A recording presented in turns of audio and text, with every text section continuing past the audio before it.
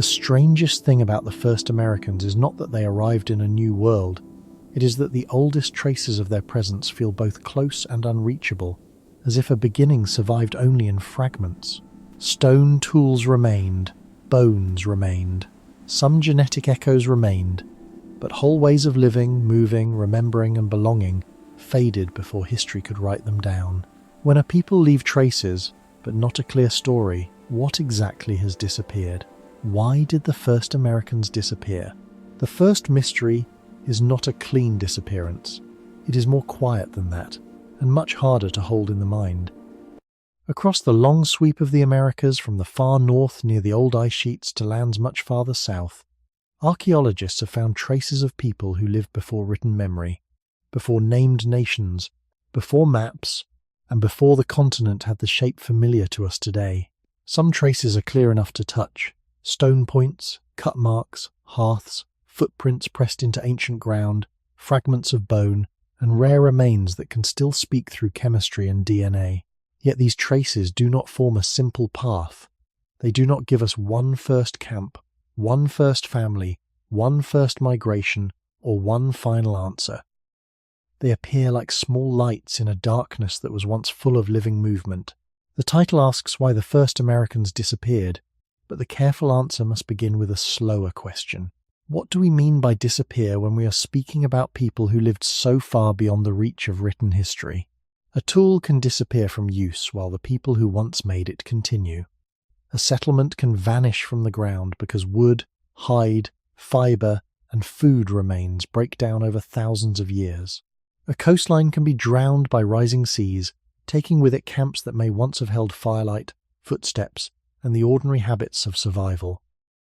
A language can fade without leaving a mark on stone. A way of moving across a landscape can end when climate changes the animals, the plants, the rivers, and the ice. None of these losses means that a whole people simply stepped out of existence in one moment, yet none of them is small. Each loss removes a doorway through which later generations might have understood the beginning of human life in the Americas. That is the cold part of the mystery. The earliest lives were real, but most of the evidence for them was fragile. Bodies returned to soil.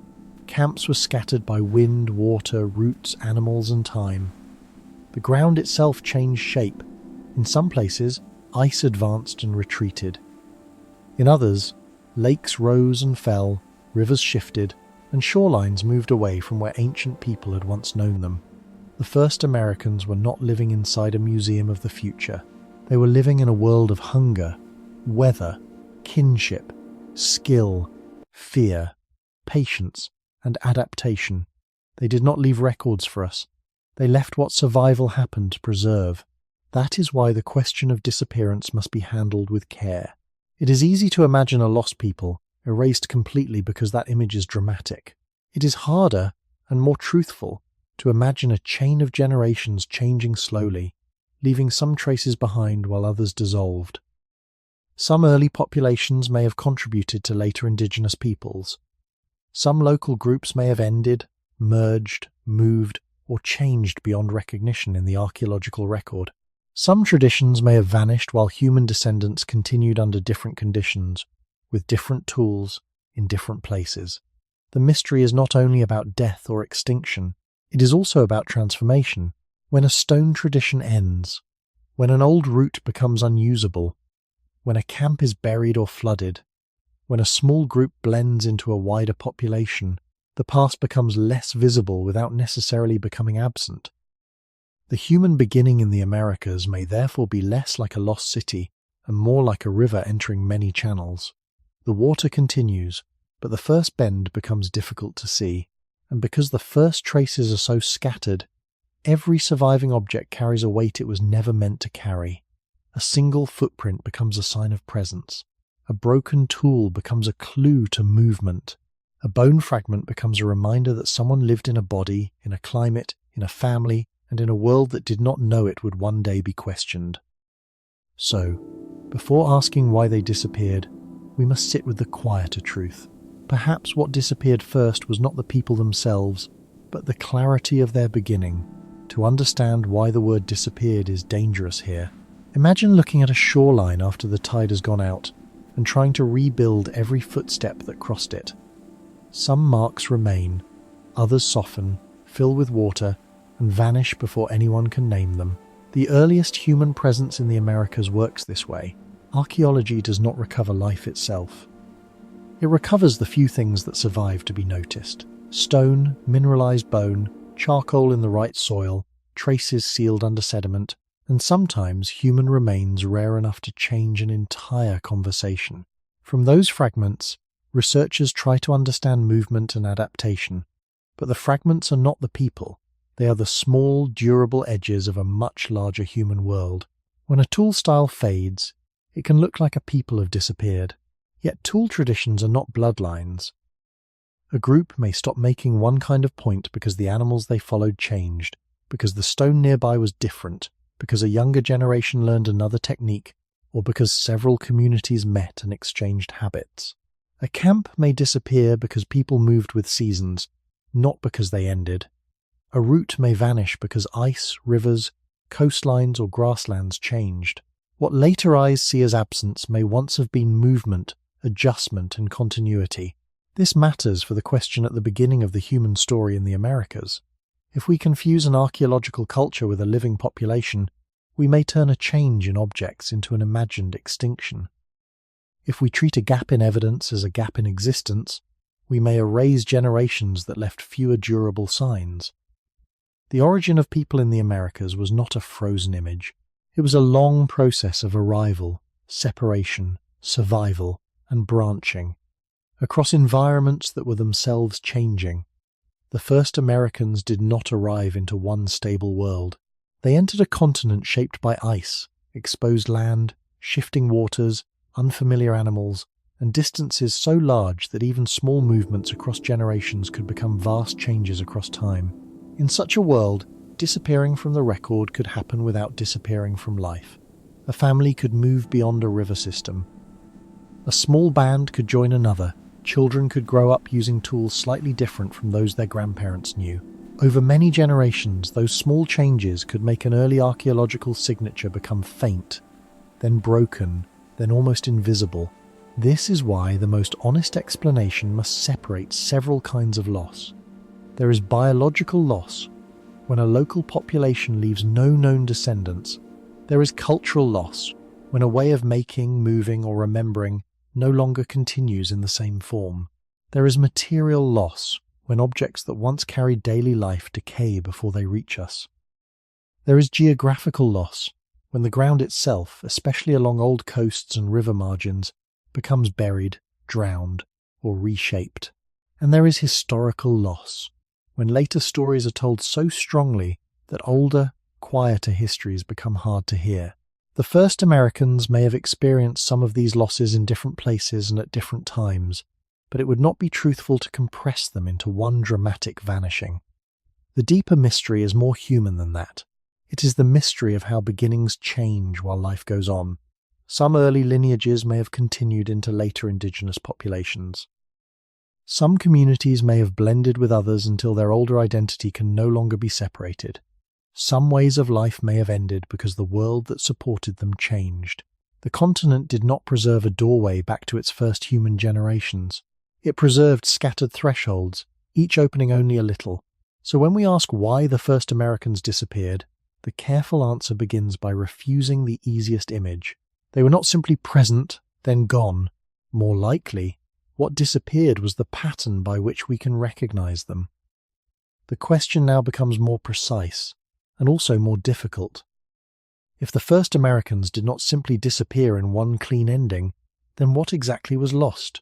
One answer lies in the distance between living people and surviving evidence. A life is made of breath, movement, voices, memory, skill, hunger, teaching, care, and the ordinary choices of each day. Archaeology usually receives only the hardest remains of that life. Stone may last. Charcoal may last under the right conditions. Bone may last when soil, temperature, moisture, and chance allow it. But the soft center of existence rarely survives. The first people in the Americas lived close to landscapes that were changing around them, and most of what made their world human would have been carried in bodies, speech, gestures, and repeated practice. A child learning where to find water left no clear mark unless that lesson led to an object preserved in the ground. A family remembering a safe crossing left no written map. A group deciding when to move with animals or seasons left only the traces that weather did not erase. So the loss is not only a loss of people, it is a loss of visibility.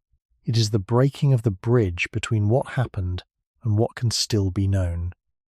This is why the beginning of human presence in the Americas feels so uneven. Some discoveries seem to bring the past very close, almost close enough to feel the pressure of a foot in soft earth or the edge of a tool shaped by careful hands. Then the record opens into silence again. The silence does not mean nothing happened there. It means time did not keep everything for us. This distinction protects the story from becoming false. It also makes the mystery deeper. When we ask why the first Americans disappeared, we are really asking why the first recognizable patterns became faint. Did changing climates alter the roots that once held groups together? Did rising seas cover old coastal places where early families may have lived and moved? Did small populations spread so widely that their older connections became impossible to trace? Did new tool traditions replace older ones so completely that later evidence no longer looks like the beginning? Did some groups merge into others, leaving descendants but losing a separate archaeological signature? Each possibility points to a different kind of disappearance, and none should be turned into a single dramatic answer. The origin of people in the Americas was not one moment of arrival followed by one moment of loss. It was a long unfolding across a vast continent. The north, the interior, the coasts, the plains, the mountains, the forests, and the far south did not preserve the same story in the same way. In one place, stone tools may dominate what remains. In another, old shorelines may now be underwater. In another, later human activity may have disturbed earlier traces. In another, the soil itself may have refused to protect bone. Over thousands of years, these differences shape what modern eyes can see. A culture may seem to begin suddenly because earlier signs were not preserved. Another may seem to end suddenly because the objects changed faster than our ability to follow the people behind them. The real human story is therefore quieter than the word disappearance suggests. It is a story of fragile beginnings passing through climate, distance, migration, birth, death, and memory. It is a story in which some lines may continue, but not always in forms that can be easily named. What disappeared may have been the first languages spoken beside ancient fires, the first local knowledge of rivers and animal paths, the first ways of belonging to places that would later become many different homelands. What remained are fragments strong enough to cross deep time, and descendants whose histories cannot be reduced to a broken tool or a vanished camp. The mystery is not solved by saying they were gone. It begins when we understand that human continuity can survive, while the earliest shape of that continuity fades beyond recognition. Before the Americas became the map we know, the world was colder, drier in many regions, and shaped by ice on a scale difficult to imagine from the present. Large ice sheets covered much of northern North America, not as thin white blankets, but as enormous bodies of frozen weight that changed rivers, coastlines, animal ranges, and the paths that any living creature could take. The ocean also stood lower than it does today, because so much water was locked inside ice. This did not create a neat road into a ready-made continent. It created a changing world of exposed land, harsh seasons, open steppe, cold winds, and ecological borders that moved over time. The first human presence in the Americas belongs to that older geography, not to the modern one. To ask why their earliest traces became so difficult to follow, we first have to place them inside a continent that was not yet stable in the way a modern map suggests. The far north was not simply an entrance. It was a zone of pressure, possibility, and limitation. Ice could block movement. Open ground could invite movement. Animals could draw people onward, while weather and distance could hold them back. Some landscapes that may once have mattered are now underwater. Other places that were once open may have been altered by ice, erosion, rivers, or later soils. This means the first Americans did not leave traces across a fixed stage. They lived during a time when the stage itself was slowly changing beneath them. A camp near an ancient shore may now lie far from the visible coast, or beneath the sea. A route across open ground may have disappeared when water returned. A place that once held plants, animals, and shelter may have become unrecognizable after climate shifted. These changes matter because human beginnings are not only about people arriving, they are about people finding ways to live in landscapes that permitted some choices and closed others. If early groups moved through cold regions, they did so with bodies that needed warmth, food, rest, and social cooperation. Their survival would have depended on ordinary physical realities, the ability to find fuel, repair tools, follow animals, understand seasons, protect children, and remember places across distance. None of this should be imagined as a simple heroic march. It was likely a slower process of movement, waiting, adaptation, and repeated adjustment. The land itself would have taught limits. Ice sheets could make a direction impossible for generations. Glacial meltwater could change valleys and plains. Expanding vegetation could attract certain animals and push away others. In such a world, the earliest traces of human life could become scattered not because people were unreal, but because the environments that shaped them were unstable over long periods. The origin point of human life in the Americas is therefore tied to climate in a very direct way. The cold did not merely surround the story. It helped decide where people could go, how long they could stay, and what kinds of evidence might survive. A stone tool dropped on dry ground might last. A hide shelter, a wooden handle, a woven container, or a spoken route across a plain would almost certainly vanish. When the Ice Age world changed, it did not only alter the future, it also altered the way the past could be preserved. That is why the disappearance in the title begins to look less like a single event and more like a long fading of visibility. The people lived within a moving geography, and much of that geography no longer exists in the same form. To understand their mystery, we have to begin with this colder Earth, where America was not yet America, and where the first human traces were laid down in a world already preparing to erase them.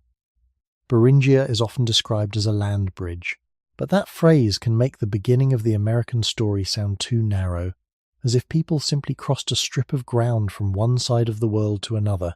A bridge is something built for passage. Beringia was not built for anyone.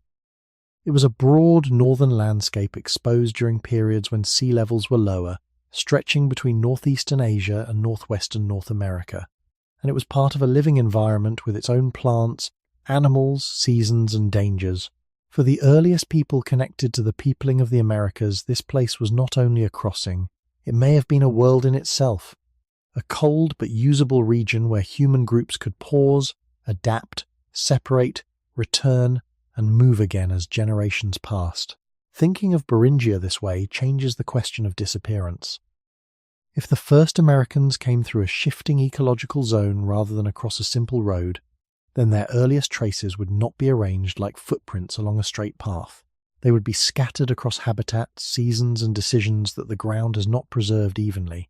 Some people may have followed animals across open steppe-like environments. Others may have lived near rivers, wetlands, coastal edges, or sheltered places where food and fuel were possible. The exact pattern remains debated, but the broad idea is accepted.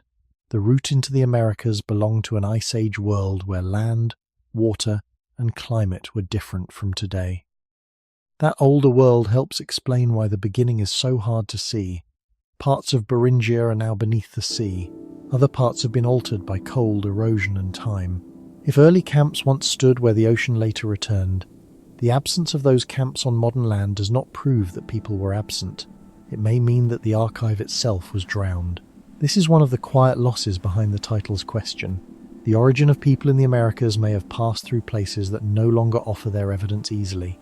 A stone edge could survive if it was left in the right sediment. A wooden spear shaft, a hide covering, a basket, a trail, a spoken memory, or a child's learned route across a valley would almost certainly disappear. Beringia also reminds us that early movement was probably not a single push forward. Human groups do not move like arrows on a map. They move through hunger, kinship, weather, birth, death, knowledge, and uncertainty. A place that allowed life for one generation might become difficult for another. A herd might shift. A river might change. Ice might close a passage or open one. The same landscape could be a home, a barrier, and a doorway at different times. Over long periods, this creates a kind of historical softness around the first human presence in the Americas. People may have been there, moving and living, while leaving only rare signs that later researchers can recognize.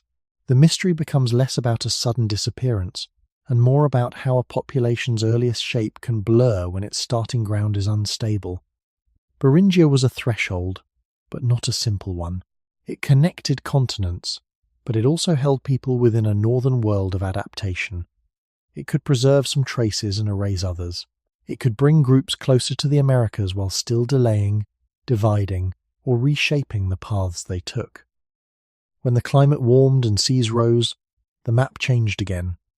The old exposed lands narrowed and vanished underwater. Routes that once made sense were cut off. Places that may have carried the earliest memories of arrival became unreachable. In that way, the first Americans did not only enter a continent, they entered history through a doorway that later closed behind them. What disappeared was not merely a people, but part of the landscape that could have explained how their first generations became American. The cold world at the edge of the Americas was not empty, and it was not waiting. It was alive with limits. For people whose ancestry would become tied to the first human presence in the Americas, survival in such a place would have depended less on bold discovery than on patient attention. A body could not argue with cold.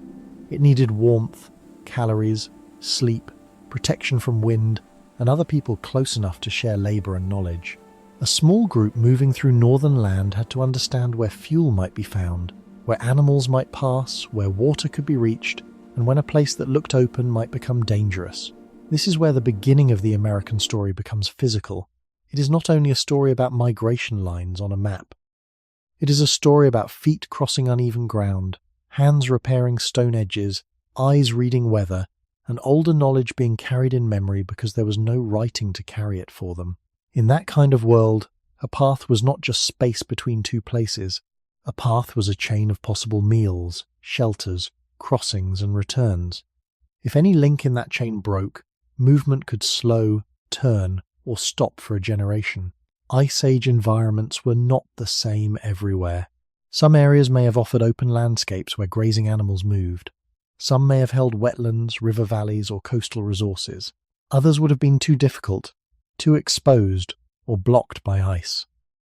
The first Americans, or the populations from which they emerged, would have met these differences not as abstract climates, but as daily conditions acting on the human body. Cold can narrow choices. Hunger can shape distance. A child, an injured adult, or a season of poor food can change how far a group can travel. These ordinary realities matter because they explain why the earliest traces are so uneven. People may have moved carefully through usable corridors and avoided places where life was too costly. They may have returned to familiar zones, followed animals, waited out hard seasons, or spread slowly into newly possible ground. None of this leaves a neat trail. Movement based on survival leaves pauses, reversals, and scattered signs. When those signs are later broken by erosion, water, ice, or decay, the beginning of human life in the Americas becomes even harder to recognize. A single tool found far from another tool may reflect a wide human presence, but it may also be all that survived from one brief moment. A hearth may show that people rested there, but it cannot tell us every reason they came or why they left. A footprint may hold the shape of a person crossing soft ground, but not the full world that taught that person how to live. This is why the mystery should remain calm and careful. The first Americans did not disappear from a simple stage. They began within a moving environment where every choice was tied to weather, food, distance, and memory. Over time, as ice retreated, waters shifted, plants changed, and animal ranges moved, the conditions that supported one way of life could fade. People could adapt, but adaptation itself can make earlier traces look like disappearance. A tool suited to one animal or landscape may be abandoned when the world changes. A seasonal route may lose meaning when water covers it or herds no longer pass nearby. A northern memory may continue in descendants while the exact places that formed it are buried, drowned, or forgotten.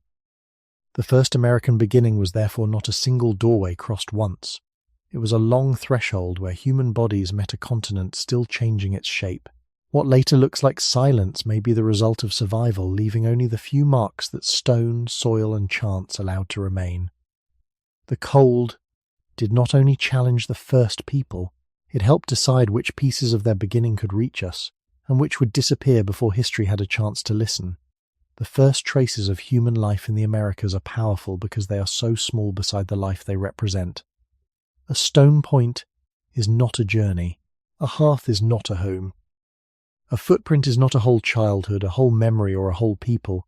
Yet these are the kinds of signs that survive across deep time. They are the hard edges left after softer things have vanished. When we look at the earliest evidence, we are not seeing the first Americans directly. We are seeing the few marks that the earth allowed to remain.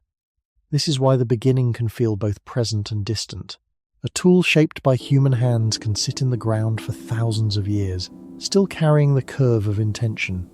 A footprint can hold the weight of a body in soft sediment, as if someone passed there only moments ago. A cut mark on bone can show that people used skill and force to take food from an animal body. But none of these traces can speak the full language of living. They do not tell us the names of those people, the sounds of their speech, the routes they trusted, or the stories they carried from older places. They only prove that life touched the ground there, and then moved on. This matters deeply for the question of disappearance. If the evidence is only a narrow window, then a gap in the evidence cannot be treated as a clean gap in human existence. The earliest people in the Americas may have left many things that did not last. Wood can rot. Hide can decay. Plant fibers can break down. Food remains can be scattered by animals, water, roots, and weather. Camps used briefly may leave almost nothing behind, especially when people were moving through large landscapes rather than building permanent stone structures. Even when something does survive, it must be found, recognized, dated carefully, and understood in context. The record is not only incomplete because ancient people left little, it is incomplete because survival, discovery, and interpretation all depend on chance. A small fire in the wrong soil may vanish. A tool buried in the right layer may endure. A campsite near an old shoreline may now be under the sea. Another may still be on land, but hidden beneath later deposits. In this way, archaeology does not simply reveal the past, it filters the past. And the older the human presence becomes, the more severe that filtering can be. The first American beginning was shaped by people living in bodies, within families, across changing environments. But the evidence often reaches us as isolated things. This creates a quiet danger. Modern eyes may mistake the fragment for the whole. A cluster of stone tools can look like a culture. A missing layer can look like abandonment. A change in tool form can look like the end of a people. Yet behind each object there may have been many choices we cannot see. Someone selected stone. Someone struck it with practiced motion. Someone carried it, used it, repaired it, lost it, or left it behind. Around that object there may have been voices, hunger, teaching, rest, and movement. Almost all of that disappeared before archaeology began. So when the title asks why the first Americans disappeared, one answer begins here. They disappeared partly because most of life does not fossilize. The human beginning in the Americas was not made only of stone. It was made of breath, skin, warmth, language, memory, and decisions made under weather. Those things were real, but they were not equally durable. What remains is not false. It is precious, but it is thin. The first traces are therefore not the first lives. They are only the parts of those lives that survived long enough for us to notice them.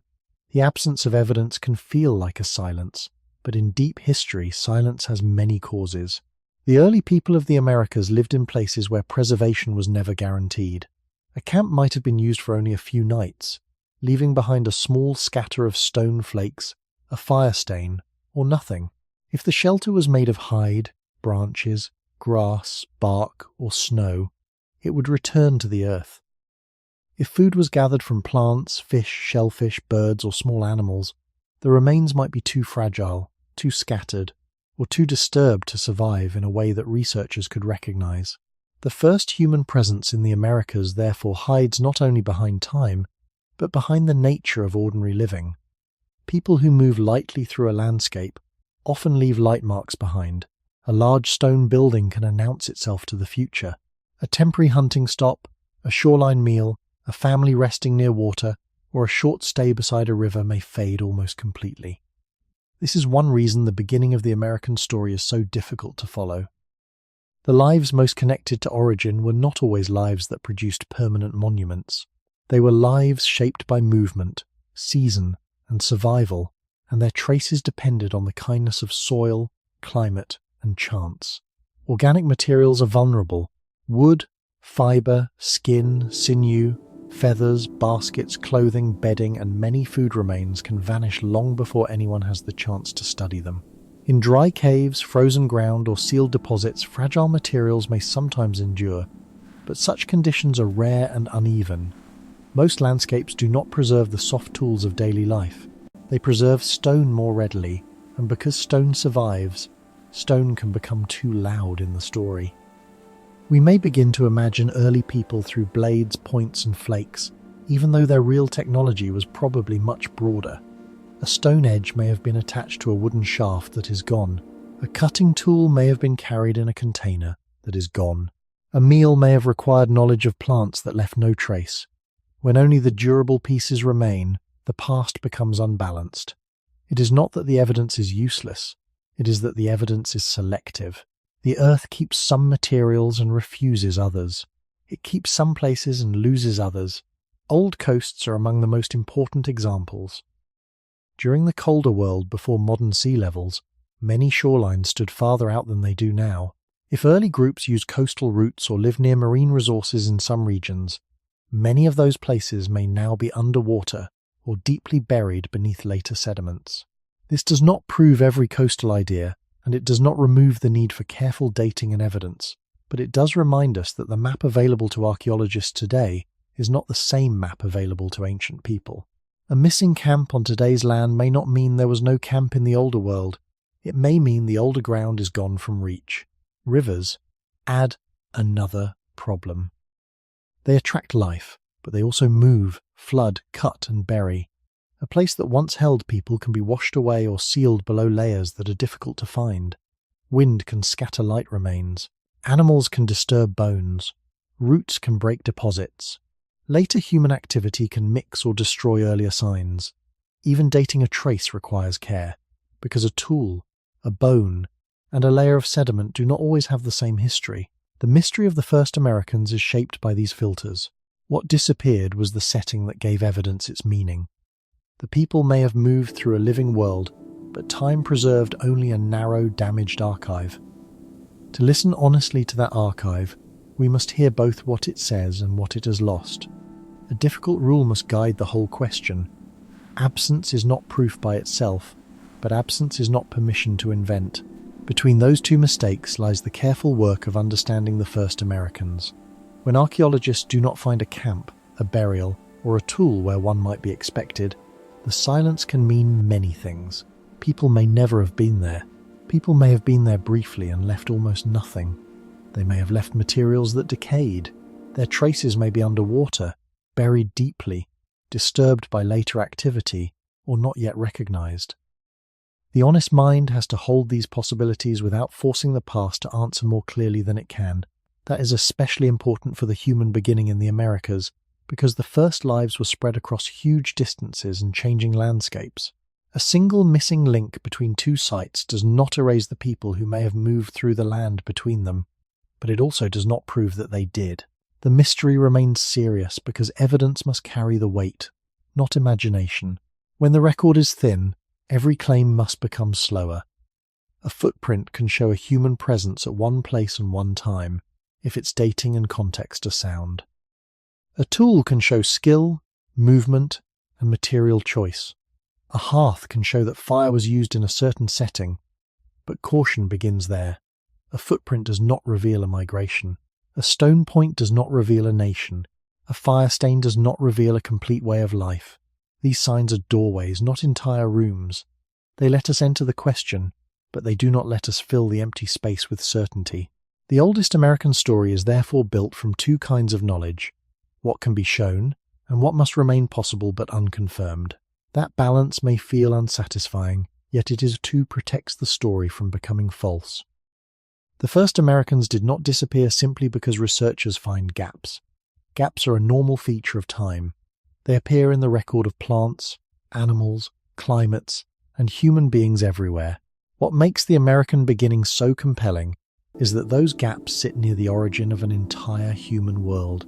If a coastline used by early groups is now beneath the sea, the missing camps may reflect lost ground, not absent people. If a tool tradition appears suddenly, the earlier stages may have been made in places not preserved or not yet found. If a region shows no clear signs for long, that silence may belong to climate, erosion, or sampling, not to an empty continent. Still, each possibility has to be treated as a possibility, not as a finished conclusion. The safer explanation is not weaker. It is more respectful of evidence and people behind it. To say that some early traces are missing is not to reduce those lives. It is to admit that most lives, especially mobile lives without writing or stone architecture, are rarely kept whole by the earth. The disappearance in the title can then be understood as a fading of traceability. The first generations became hard to follow because their world changed, materials decayed, routes shifted, and descendants may not have carried the same visible patterns. Some groups may have ended locally. Some may have joined others. Some may have continued in ways that later archaeology cannot easily separate. Human history often works like that. It does not always leave clean borders between beginning, change, and survival. So the quiet lesson of the earliest American evidence is restraint. Where the ground is silent, we do not have to pretend it speaks. Where the ground speaks, we do not have to make it say more than it says. The first lives in the Americas were real, but the path back to them is broken, and every broken path asks for patience. The first Americans become difficult to see not only because time is long, but because the earliest groups were probably small against a continent almost impossibly large. This is not a dramatic claim about weakness or disappearance. It is a simple matter of scale. A few families moving through open country would not mark the land the way a city marks it, or even the way a large village marks it. They might stop near water, repair tools, prepare food, rest, and move again. They might return to a place in another season, or never return at all. Their presence could be real and still leave only a faint scatter of stone, a darkened patch of soil, or nothing that later eyes could recognize. When we ask why the first Americans disappeared, the size of their communities matters because small populations leave small archives. A large population can create layers of repeated activity, many tools, and many chances for preservation. A small mobile group gives the future fewer chances. One fire may vanish, one broken tool may be overlooked, one camp may be covered by sediment, disturbed by animals, or destroyed by water. The people are not less important because their traces are fewer. The earliest generations carried an entire human beginning through fragile bodies, cooperation, and knowledge, learned one season at a time. But the earth does not preserve importance. It preserves material under certain conditions. That difference lies at the heart of the mystery. A small group can pass through a valley and change the human story of a continent, yet leave behind almost nothing more durable than a few flakes of stone. The beginning of American human history may therefore have been real long before it became visible to archaeology. It may have unfolded in dispersed movements, not in a single dense center. People could have followed animals, rivers, coastlines, or seasonal resources across distances that only became meaningful over generations. From within one lifetime, a movement might have seemed modest, a valley crossed, a river followed, a safer camp found, a remembered route extended slightly farther. Across deep time, those modest steps could spread human presence widely, but wide dispersal also thins the evidence. If groups split, move, and live lightly, their material remains are spread across huge spaces. Each place receives only a small imprint. Later, researchers may find one imprint and miss many others. This can create the illusion of sudden appearance and sudden absence. A culture seems to emerge when enough signs finally survive together.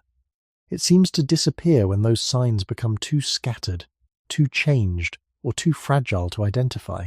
Yet for the people themselves, there may have been no clear boundary. There may only have been children growing into adults, elders teaching roots, tools being remade, food being shared, and families adjusting to the next cold season or the next open landscape.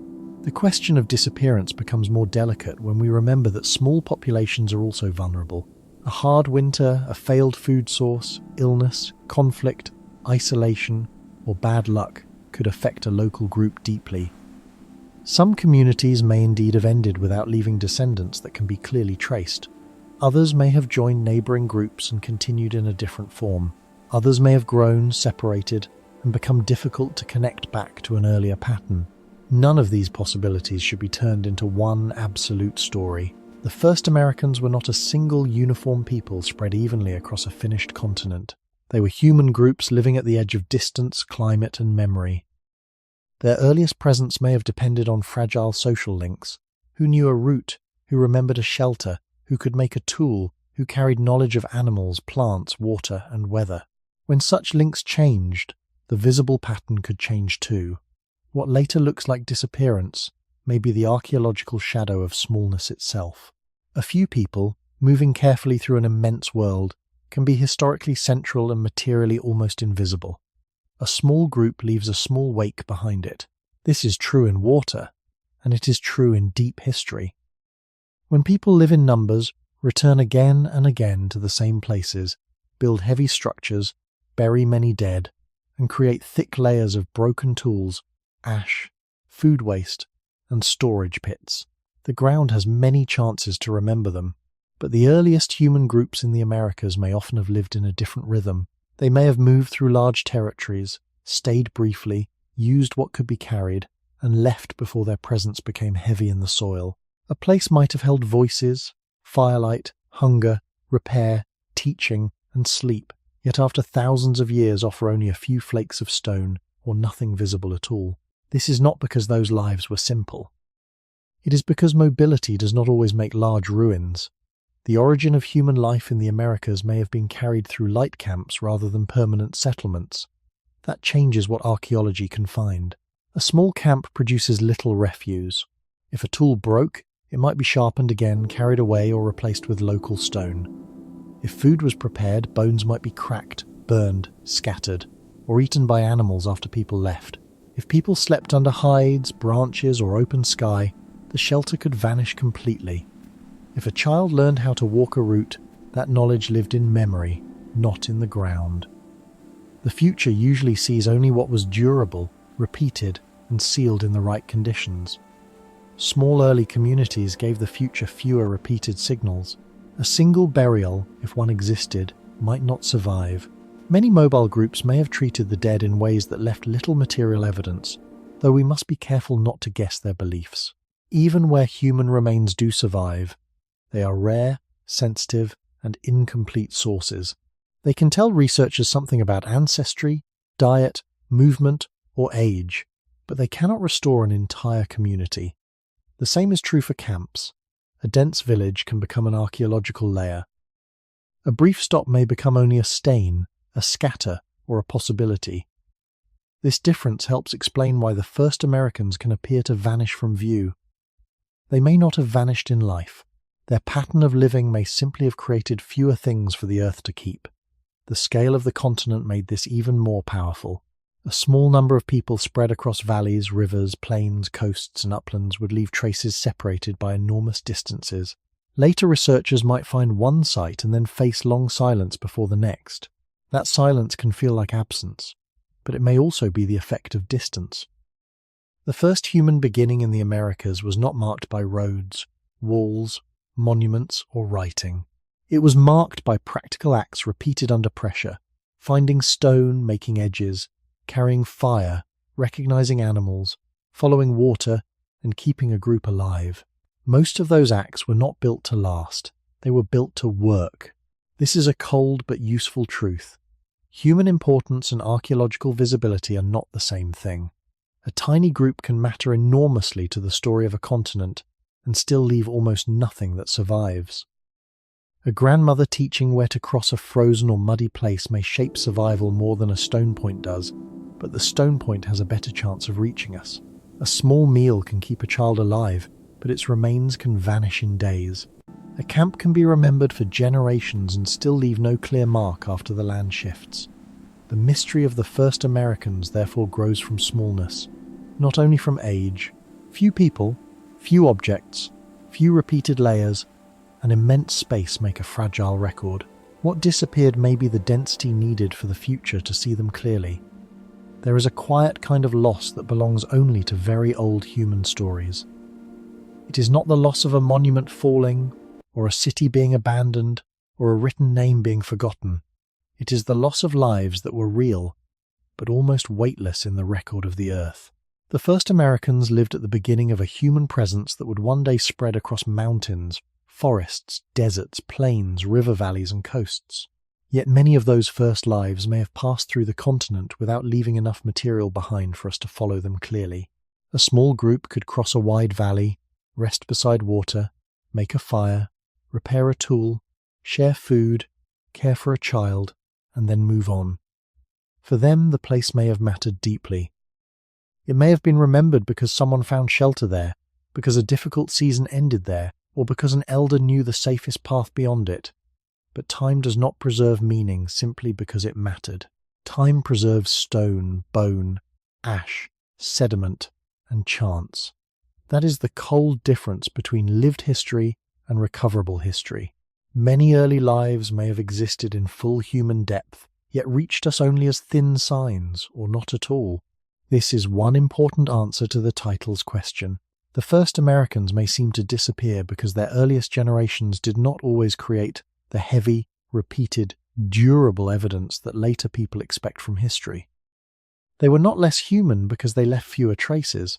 They were living inside a beginning, and beginnings are often fragile. A small population moving through an immense continent can become invisible in many ways. If only a few people used a place, the amount of stone debris might be tiny. If only one fire burned there, charcoal might not survive.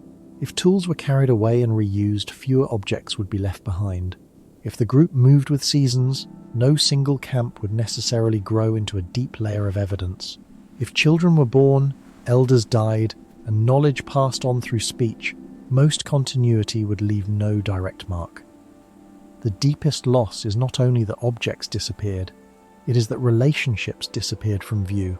We cannot easily see who taught whom, who remembered an old route, who carried knowledge from an earlier homeland, or how people understood the strange new landscapes that became the first human world of the Americas. Sometimes the traces are too few to hold a full story. Smallness also changes risk. In a small community, every person matters in practical ways.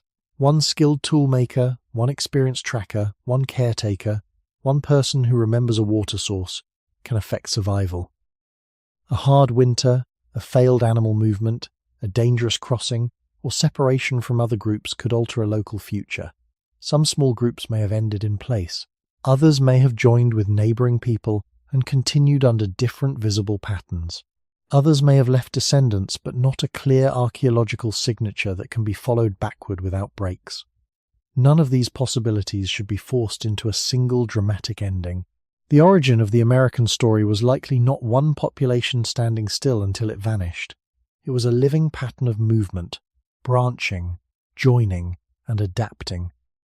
Over many generations, that pattern could turn early distinctiveness into later diversity. What began as a small human presence could become many local ways of living, each shaped by animals, waters, plants, stones, climates, and distances. From the ground's point of view, such transformation can look like disappearance. From a human point of view, it may be closer to survival through change. That is why the mystery asks us to be humble. The earliest people used what they needed, carried what they could, and left what survival did not take with it. Some remnants crossed deep time. Most did not. What disappeared may have been countless ordinary moments that once held the beginning together. Clovis became one of the most visible names in the deep human story of the Americas because it left behind something archaeology can recognize, a distinctive way of shaping stone. The points associated with this tradition are often carefully made, with a fluted channel removed from the base, and they've been found across a wide part of North America. To modern researchers, that kind of repeated pattern matters. It suggests shared knowledge, learned technique, movement of ideas, and perhaps contact between groups across large distances. But it also creates a problem for the question of disappearance. When one kind of evidence is clearer than everything around it, it can become too powerful in the imagination. It can begin to look like the beginning itself, even when the human story may have started earlier, in ways less visible to the ground. Clovis is important, but importance is not the same as firstness. It shows that people in parts of North America were making a recognizable stone technology near the end of the Ice Age world. It does not, by itself, contain every earlier step that led to human life in the Americas. This difference matters because the first Americans did not leave one continuous trail of equal clarity. Some traces are faint, disputed, missing, underwater, scattered, or hard to date. Clovis, by contrast, is visible. It has a shape that can be compared from place to place. It gives archaeologists a pattern they can follow, and because humans naturally look for patterns, this made Clovis feel like a clean starting point for a long time. A clear tool can become a kind of anchor in a sea of uncertainty. Yet the deeper origin of people in the Americas was not made only from the tools that survive best. Before any stone point entered a museum drawer, someone had to learn stone, choose material, carry knowledge, move through land, and live within a family or group. A tool tradition is the hardened edge of a much larger social life.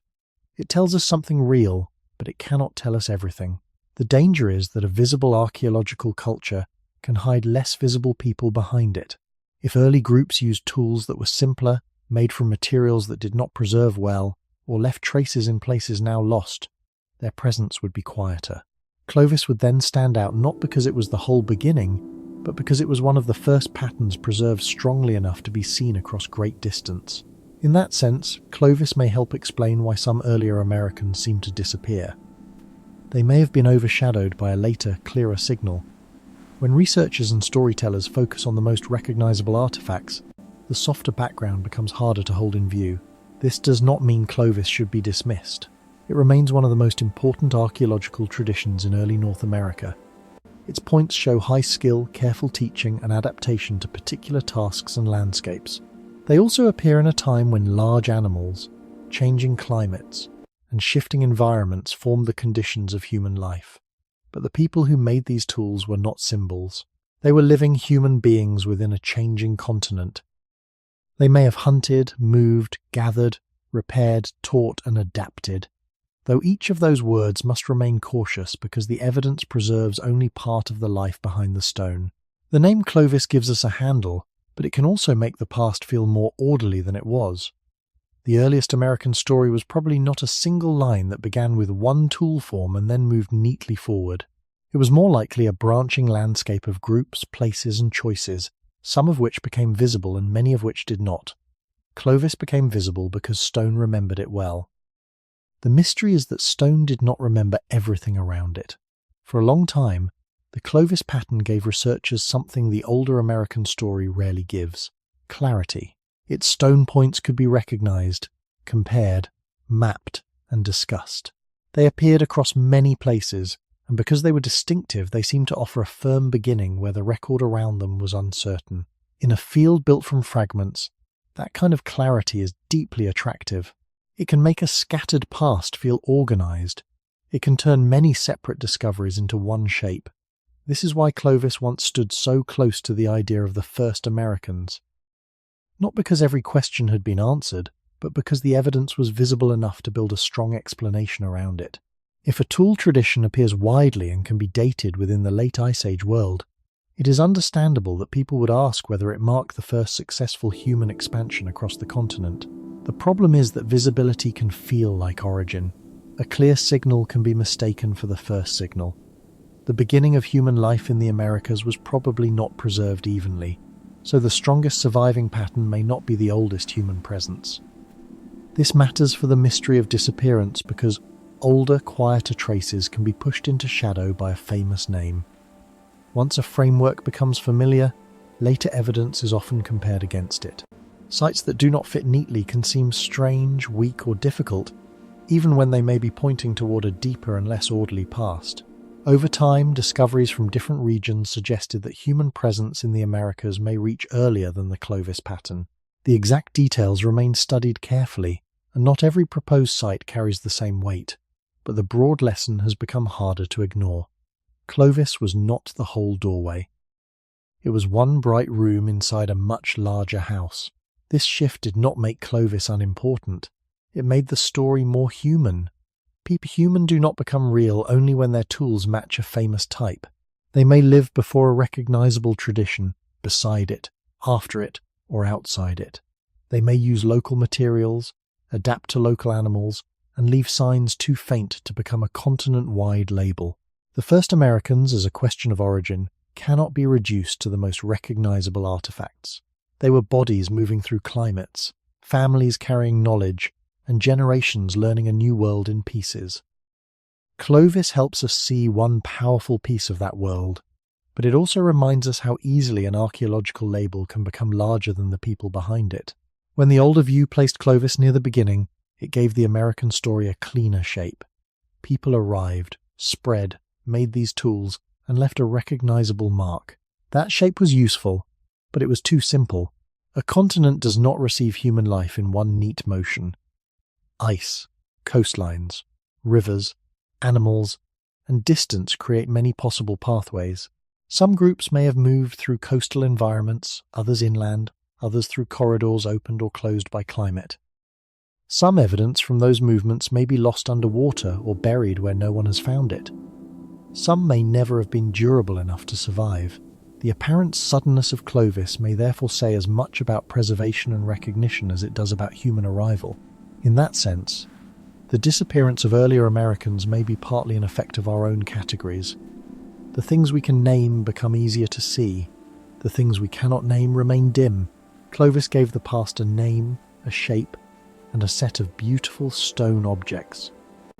But before that name, there may have been other lives, other movements, and other beginnings that did not disappear from humanity, only from the clearest part of the record, where stone speaks more strongly than memory, and where the most visible evidence can quietly cover what came before. When evidence changes, the past does not collapse. It becomes more layered. Clovis still matters because it gives us one of the clearest early patterns in North America: skilled stonework, repeated forms, and a wide distribution that suggests shared knowledge moving across large spaces. But it no longer carries the entire weight of the beginning. That is a more careful and more honest position. The people associated with Clovis were not erased from the story when older or different evidence entered the discussion. Instead, they became part of a broader human landscape, one visible expression among several possibilities for how people lived, moved, and adapted near the end of the Ice Age world. This shift helps answer the question of why the first Americans seem to disappear. Sometimes they disappear because a later category becomes too strong. Once Clovis was treated as the main doorway into the American past, everything before it became harder to imagine. When that doorway widened, the older silence did not vanish, but it became less simple. It became possible to see Clovis not as the first human breath on the continent, but as a powerful preserved signal within a longer process. The difference is important. If Clovis is treated as the whole beginning, then the fading of Clovis might look like the fading of the first Americans themselves. But if Clovis is understood as one tool tradition made by living people in changing environments, then its decline or transformation does not require a vanished population. It may reflect changing needs, changing animals, changing routes, changing materials, and changing relationships among communities. A stone point can become outdated while descendants continue. A technique can be replaced while memory, ancestry, and survival move forward in less visible forms. The end of a recognizable artifact style is not the same thing as the end of a people. This is one of the central lessons of early American archaeology. Human life is larger than the objects that survive it.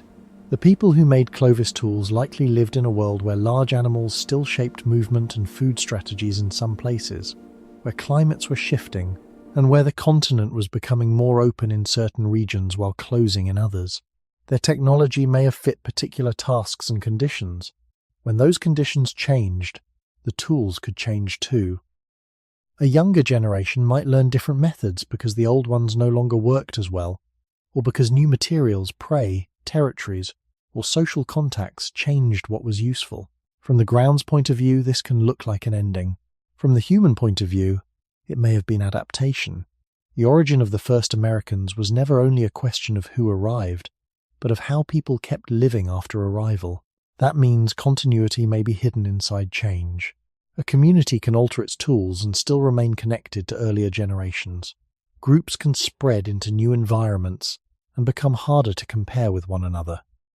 People can merge, divide, learn from neighbours, and leave behind patterns that archaeologists later separate into names. Those names help organise evidence, but they are not the same as the people themselves. Clovis became famous because it was visible, distinctive, and meaningful. Yet fame can flatten the past. It can make one surviving pattern seem like the whole human story. The more careful view is quieter. Clovis was a major early tradition, but not a complete explanation of the first human presence in the Americas. It shows us skill, movement, teaching, and adaptation. It also shows us the danger of mistaking a clear signal for a total answer. What disappeared after Clovis may not have been the people. It may have been one way of making the past visible. A tool can end before a people ends. This simple idea is one of the safest ways to approach the mystery of the first Americans, because stone is easier to follow than human continuity. When archaeologists give a name to a style of point, scraper, or blade, they are naming a pattern in surviving material. They are not naming every person who made it, every family who used it, or every descendant who may have carried life forward after the pattern changed. A stone point has edges, shape, thickness, and technique. A human population has birth, kinship, memory, movement, learning, mixture, loss, and renewal. These two things touch, but they are not the same. If a recognizable tool form fades from the ground, that may show that one way of making and using stone no longer served the same purpose. It does not automatically show that the people behind it were erased. This distinction is vital near the beginning of human life in the Americas, where the record is thin and every visible pattern can become too heavy with meaning. The earliest communities did not live to become categories. They made tools because tools helped them survive. A point might have been shaped for a particular shaft, a particular animal, a particular kind of movement, or a particular stone source. If the environment changed, if animals became less common, if people moved into new landscapes, or if knowledge spread from neighbouring groups, the old design might lose its place. In the ground, that can look like an ending. In life, it may have been adjustment. A parent teaching a child a different way to shape stone is not necessarily witnessing collapse. That child may be learning continuity under new conditions. The question of disappearance becomes clearer when we separate the object from the people. A tool tradition is a visible habit. It carries skill, and sometimes it points towards shared teaching across distance. But it can end for many reasons that do not require the end of a population. Materials may change when people enter new regions with different stone. Hunting strategies may change when large animals decline or when smaller, more varied food sources become more important. Seasonal movement may change when rivers, wetlands, forests, grasslands, or coastlines shift. Groups may meet and borrow techniques. A useful old form may be simplified, replaced, or blended into something archaeologists name differently. None of this is strange. Human beings have always changed tools when life required it. What is strange is that, in deep prehistory, the tool often survives after the voice, the lesson, and the reason have disappeared. We see the stone change, but not the conversation that made change necessary. This is why the first Americans can appear to vanish at the same moment their material culture changes. The visible signature weakens, while the human story may continue through forms the ground records differently. A population can spread so widely that its older shared pattern breaks into local variations. People can join other groups and become part of a larger ancestry. Descendants can remain while the earliest style no longer identifies them. Even when a local group truly ends, that local loss should not be turned into a continent-wide disappearance. The Americas were too large, too varied, and too deeply shaped by climate for one tool story to explain every human life. The origin of people here was not a single stone form moving across a silent land. It was many bodies adapting to many conditions, leaving some durable signs and losing many others. So when one kind of point disappears, the careful question is not, where did the people go? The careful question is, what changed in the relationship between people, materials, animals, and place? That question keeps the mystery grounded because it allows change to be evidence of survival, not only evidence of absence or complete loss. Technology changes when life changes. This may sound simple, but it is one of the deepest reasons the early American record becomes difficult to follow. A stone tool is not only an object, it is a reply to a world. Its shape reflects what people needed to cut, pierce, scrape, carry, repair, or attach to wood and bone. When the world around a group changes, the reply may change with it. Near the end of the Ice Age, the Americas were not holding still. Ice retreated in some regions. Waters moved. Grasslands, forests, wetlands, and coastlines shifted. Animals changed their ranges, and some large animals became less common or vanished from many landscapes. Human groups living through those changes could not keep every old habit unchanged, simply because it had worked before. Survival often requires adjustment. If a tool was useful for one kind of animal, one kind of travel, or one kind of stone, it might become less useful somewhere else. If people moved into a forested region, a dry basin, a mountain edge, a river valley, or a coast, the daily tasks could shift. The same hands that once shaped one recognizable point might begin making something different, not because the people disappeared, but because the relationship between body and landscape had changed. This is important for the first Americans because their earliest history is often seen through durable materials. We see stone first, so we may think stone tells the whole story first. But the real center was not the tool by itself. The center was need. Need came from weather, food, distance, raw material, and social knowledge. A group living near good stone sources might make tools one way. A group far from those sources might conserve stone, repair edges more often, or use smaller pieces. A group following large animals across open country might value one design. A group relying more on fish, plants, birds, or smaller animals might value another. These are not wild claims about exact diets or beliefs. They are cautious ways of thinking about how technology usually responds to conditions. In the deep beginning of human life in the Americas, changing tools may therefore show changing worlds. It may show that people were learning the continent, not leaving it. The disappearance in the title becomes softer, but also more meaningful. A visible style can fade, because the old balance between people and place no longer exists. A route may lose value when herds no longer pass there. A camp may become less useful when water moves or vegetation changes. A stone design may be replaced when new tasks become more common. Over generations, these practical changes can break the pattern that later researchers recognize. The people may still be there, but the old signature is gone.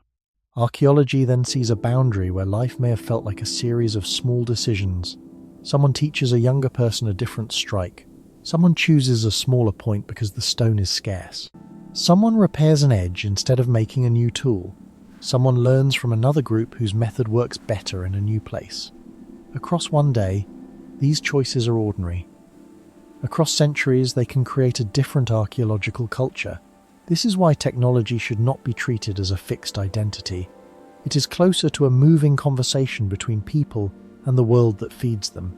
The first Americans, as descendants of earlier movements into the continent, would have had to keep answering that conversation. Their bodies needed warmth and food. Their families needed safety. Their roots needed memory. Their tools needed to work. If the old tool no longer matched the new condition, change was not a failure. It was the evidence of continued life.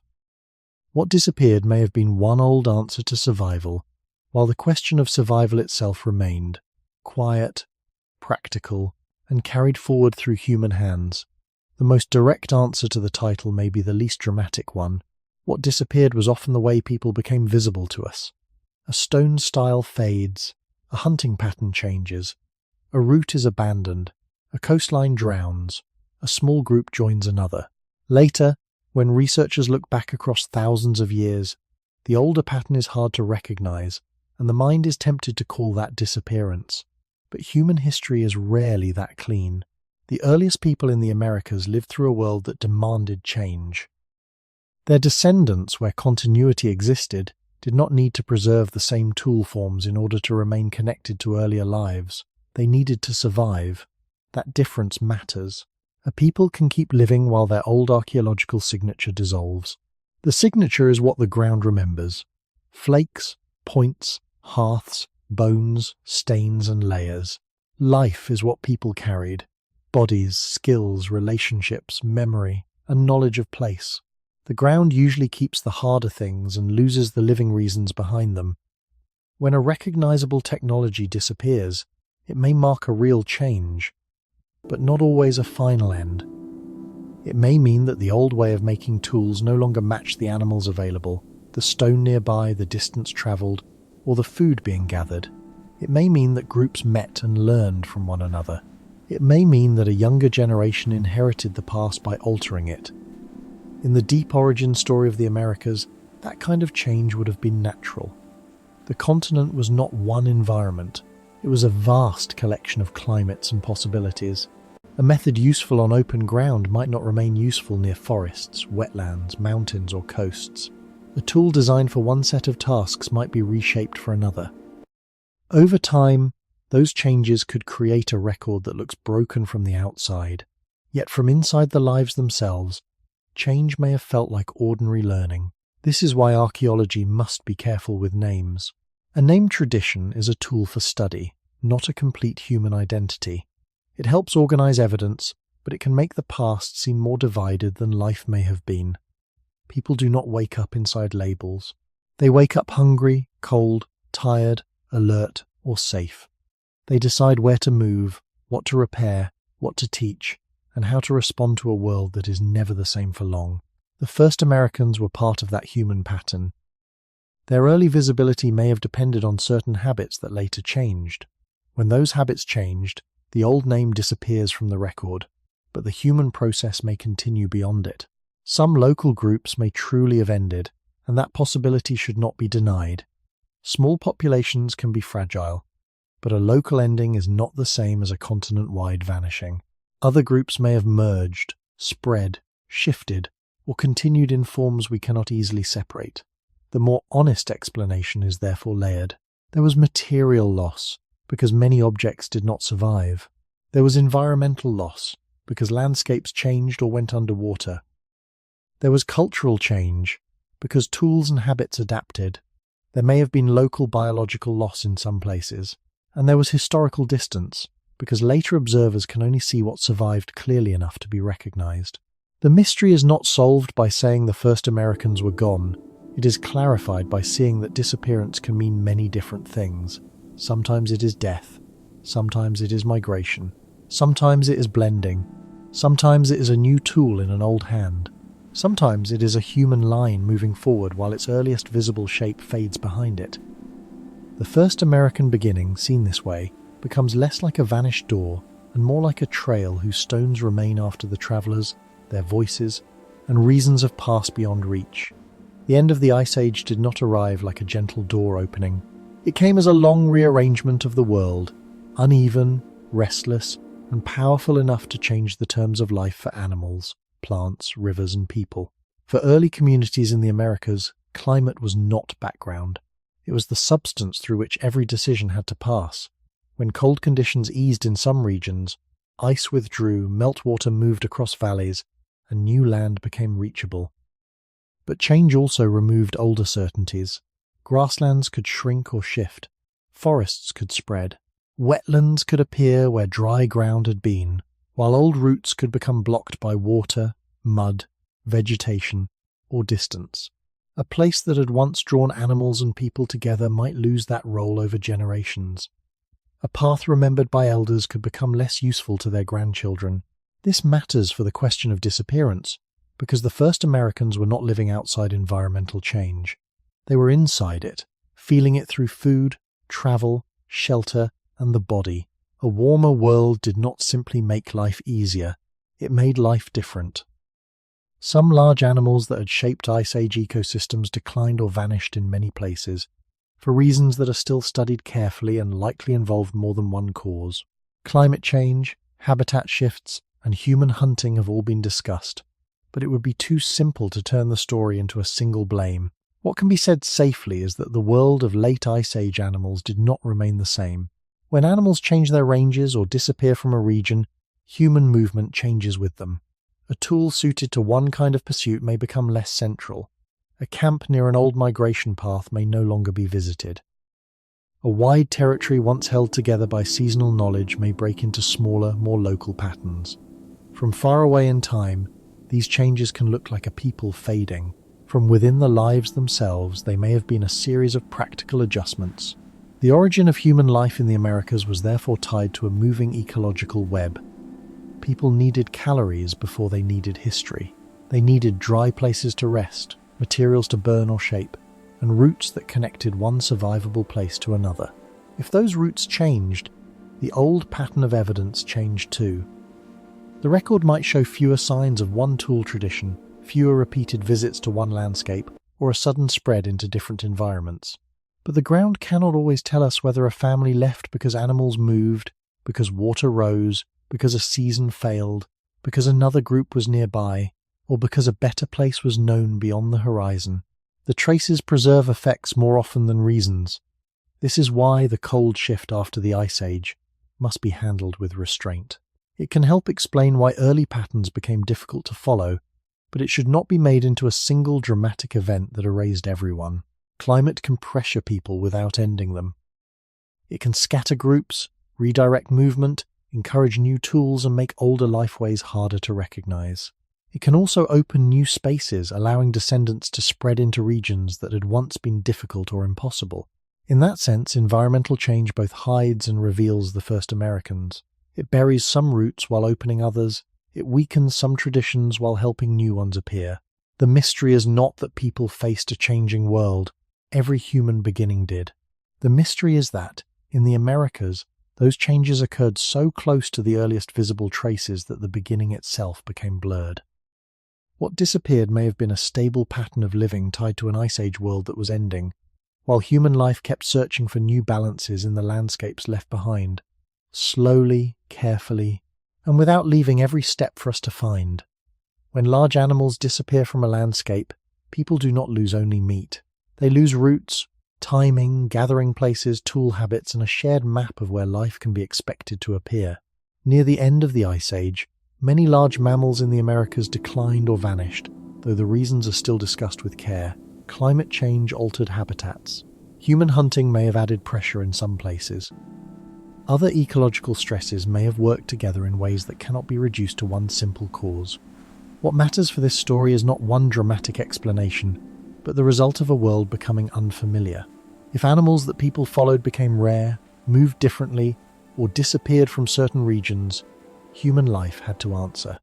A camp that once made sense beside an animal path might lose its purpose. A stone point made for one kind of pursuit might become less useful. A seasonal rhythm remembered by older people might no longer guide younger people in the same way. This kind of change can make a population look as if it vanished from the record, because the repeated signs of its older life no longer gather in the same places. But the deeper human process may have been adaptation under pressure. The first Americans were not separate from the animals around them. Like all human groups before agriculture, they depended on knowledge of living systems, and that knowledge had to be renewed when the systems changed. If big animals grew scarce, people may have relied more on smaller animals, fish, birds, plants, shellfish, or mixed local resources where those were available. The exact balance would have varied by region, and it would be unsafe to describe one diet for an entire continent. The Americas held many environments, and the earliest descendants of the first arrivals would have met them differently. In one place, open country may have mattered more. In another, rivers or wetlands may have shaped survival. In another, a coast may have offered food that left fewer durable traces, especially where old shorelines later went underwater. The origin of people in the Americas, therefore, cannot be separated from ecological change. As animals and habitats shifted, people likely changed movement, tools, and habits. Those changes could break the visible thread archaeologists try to follow. A group may continue, but its camps become more scattered. Its tools become different or more local. Its food remains become less likely to survive. Its old roots fade from use.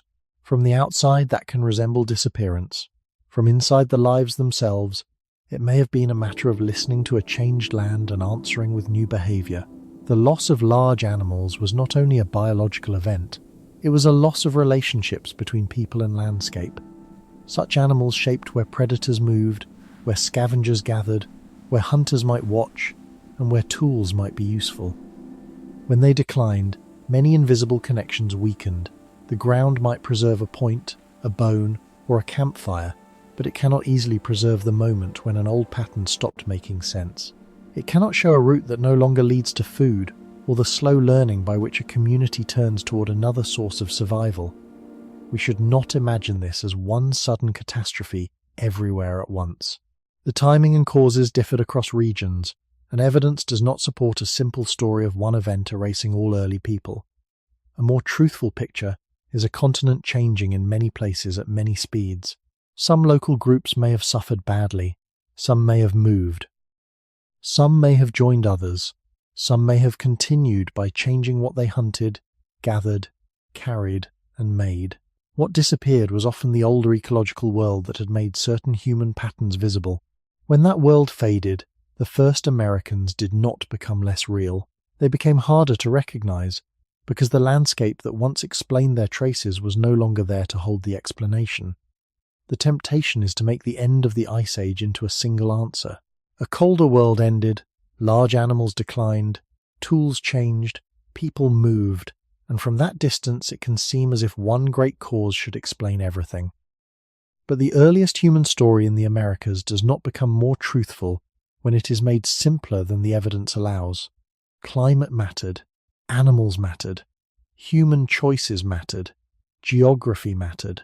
So did chance, distance, small population size, and the uneven ways in which the ground preserved some moments and erased others. These forces did not act like separate lines on a page. They crossed one another inside real landscapes. A warming climate could change vegetation. Changing vegetation could alter where animals fed. Moving animals could shift human routes. A changed route could make an old camp useless. A useless camp could vanish from repeated memory, and without repeated visits, it might leave only a faint mark for the future.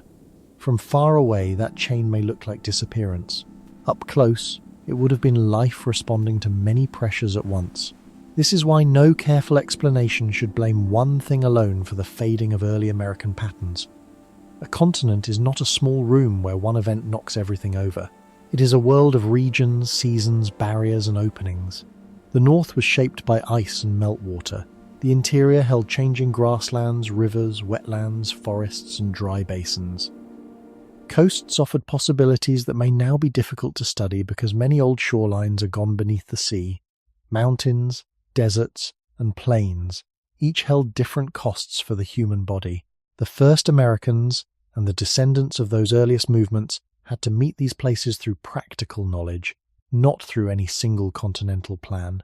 The origin of human life in the Americas was therefore not one experience repeated everywhere. It was a beginning that spread into difference. What happened in one valley could differ from what happened near a coast.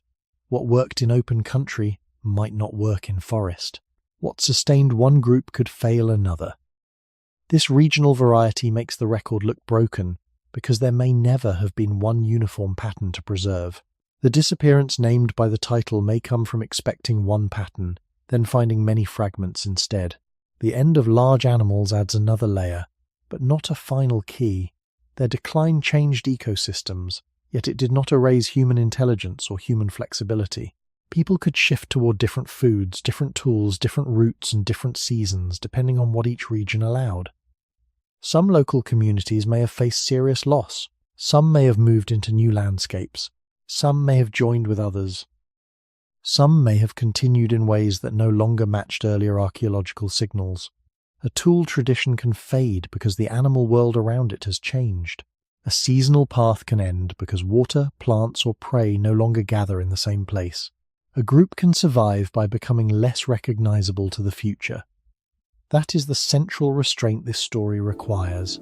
The first Americans should not be turned into a vanished people just because their earliest ways of living became harder to see, nor should every gap be filled with certainty.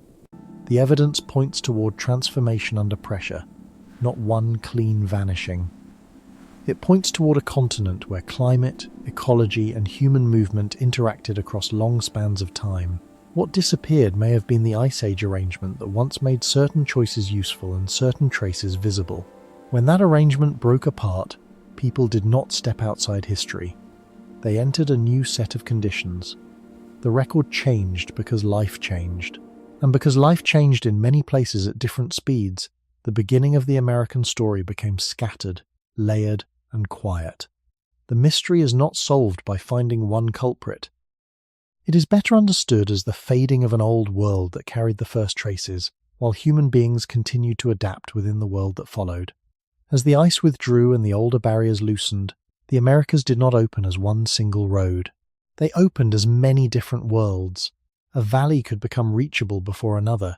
A river could become useful, while a nearby plain remained difficult.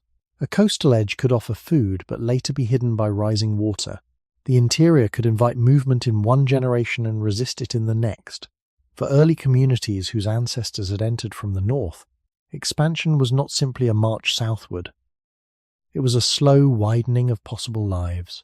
People may have moved when animals moved, when water could be trusted, when plants returned, when children could travel, when elders knew enough of the land to guide others.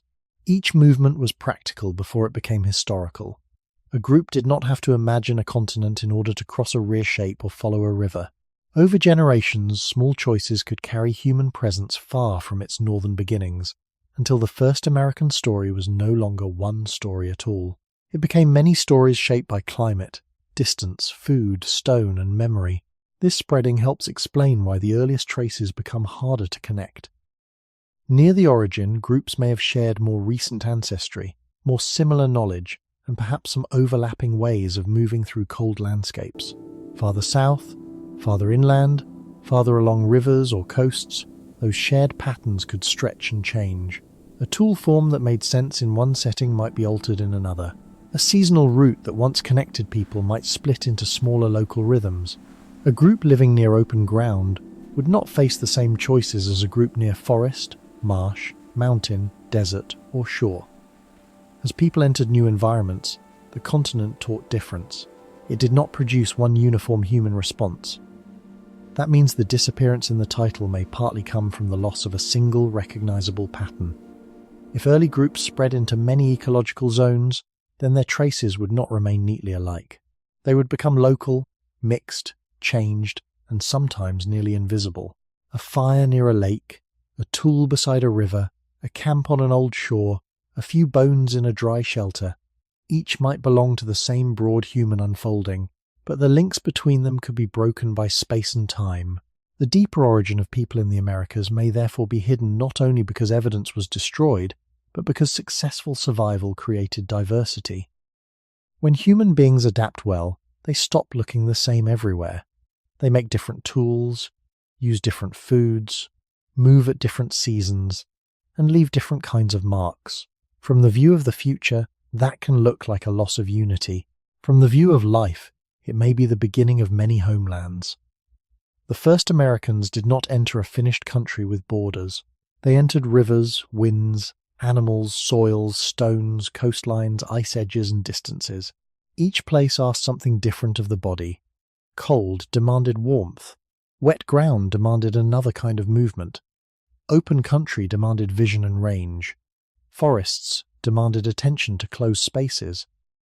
Coasts, where they were used, may have offered rich resources but also left evidence vulnerable to later sea level rise. None of these settings should be turned into a single guaranteed route or lifestyle. The safer truth is that a continent became more open in stages, and people followed openings in ways that changed them. As they spread, the earliest shared outlines became blurred. Some groups may have remained connected, others may have become separated by distance. Some may have met and joined, some local histories may have ended, others may have continued in forms that no longer resembled their beginning. What disappeared was not necessarily the human line itself. It may have been the closeness of the first pattern, stretched across a continent until it became many quiet forms of survival. Once people began spreading through the Americas, the old question of disappearance became tangled with distance.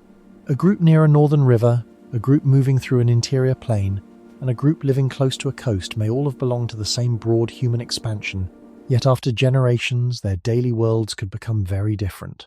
Distance does not only separate bodies, it separates habits, materials, routes, foods, and the small lessons by which children learn how to live.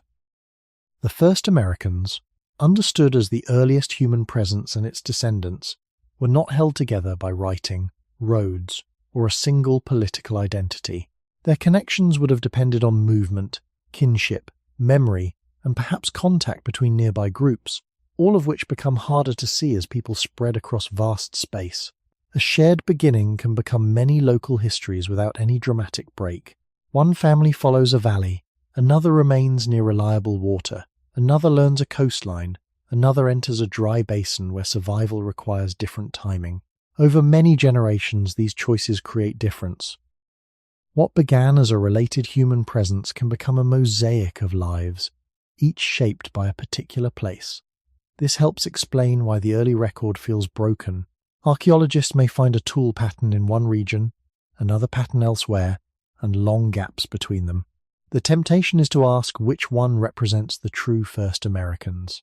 But the better question may be how a single origin became so widely adapted that it stopped looking single. The continent itself encouraged this. North America, Central America, and South America contain cold lands, grasslands, forests, deserts, mountains, river systems, high plateaus, wetlands, and shores. No one toolkit, no one route, and no one seasonal rhythm could remain equally useful everywhere. People living near salmon, shellfish, or marine mammals, where such resources were available, would face different choices from people following large animals on open ground or people relying on mixed resources in forests and river valleys. We should not claim one exact lifestyle for all of them. The safer truth is that difference was unavoidable. As the first generations moved farther from their starting points, the origin of human life in the Americas became less like one thread and more like cloth woven from many strands. Some strands may have stayed close to older patterns. Others may have shifted quickly because new landscapes required new knowledge. When those changes were preserved in stone, they became visible.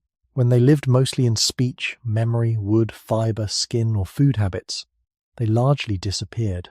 This is why dispersal can look like vanishing. A widely spread population leaves evidence in many forms, but the forms may not resemble one another enough for the future to connect them easily. A camp on an old coast may be lost underwater. A camp in the interior may survive only through stone. A mountain shelter may preserve different traces from a riverbank. Later, the record seems to show separate beginnings, sudden appearances, and missing links. Yet the lived process may have been more gradual, people moving outward, adapting locally, meeting others, separating again, and carrying forward only what remained useful. The same origin could pass through many places and return to us as many unfamiliar traces, each honest, each incomplete. Some groups may have lost contact with distant relatives. Some may have merged with neighbours. Some local lineages may have ended, while others continued and changed. The disappearance here is not one people fading into nothing. It is the fading of a single recognizable story into many regional ones. The first Americans became harder to see as one because their descendants learned many ways to become at home in many places. In that sense, diversity itself became a veil over the beginning, not because it hid falsehood, but because successful survival gave the past too many shapes for one simple answer alone. What may have disappeared, after the long spreading across the Americas, was not one people but the early closeness of their shared pattern.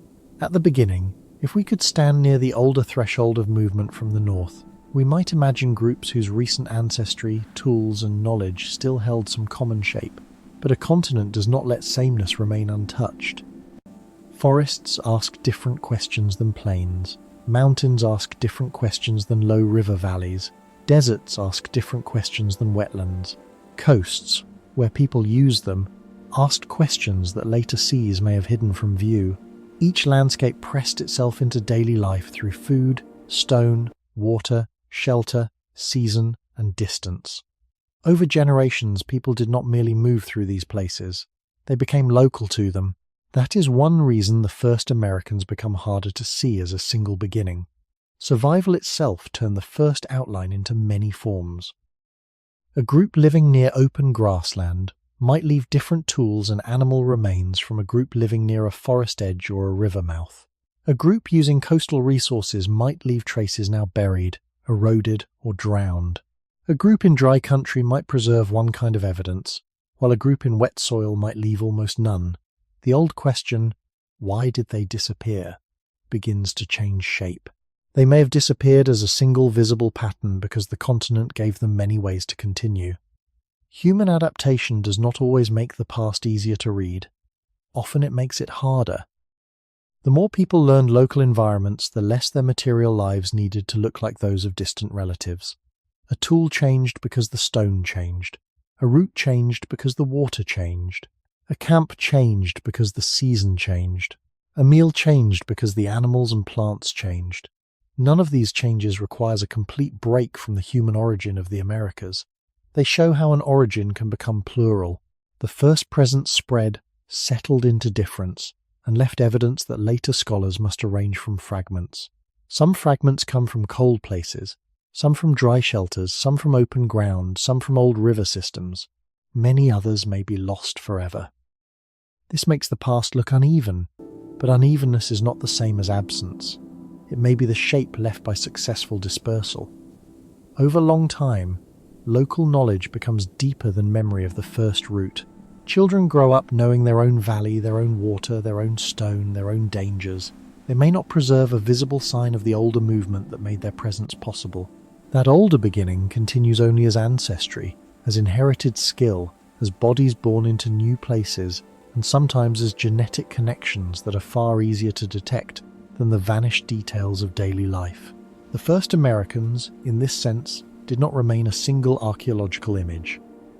They became many human worlds. Some local worlds may have ended, some merged, some transformed so thoroughly that their earlier shape cannot be separated from later patterns. Even when continuity remained, it could become invisible because continuity did not have to keep the same tools, the same camps, or the same paths. What disappeared was the unity that modern storytelling often wants to find. In its place came diversity. People adapting to forests, plains, mountains, deserts, rivers, lakes, and shores, each leaving different kinds of silence and different kinds of evidence. This is not a weaker answer. It is a more human one. The beginning of the Americas was not preserved as one clear line because life itself did not stay in one clear line. It branched, slowed, returned, crossed, and changed. Under pressures no single object can fully explain, a single origin became many homelands. And when that happened, the first pattern did not vanish like smoke. It dissolved into the wider human presence that followed. Ancient DNA offers one of the most powerful lights we have for looking back toward the first Americans, but it is a narrow light. It can show relationships that stone tools cannot show. It can reveal that some ancient individuals were connected, in broad ancestry, to later indigenous peoples of the Americas. It can show that the human story on the continent was not simply a line of vanished strangers followed by unrelated newcomers. In some cases, genetic evidence suggests continuity across deep time, even when tools, camps, and visible traditions changed. This matters because it changes the meaning of disappearance. If some early people share ancestry with later populations, then the first Americans cannot be treated as a people who simply appeared, lived briefly, and were erased from the human world. Some of their biological inheritance may have continued, branching into later communities, even as the earliest cultural shapes became difficult to recognize. Yet DNA does not solve the whole mystery. It tells us about ancestry, not the full texture of life.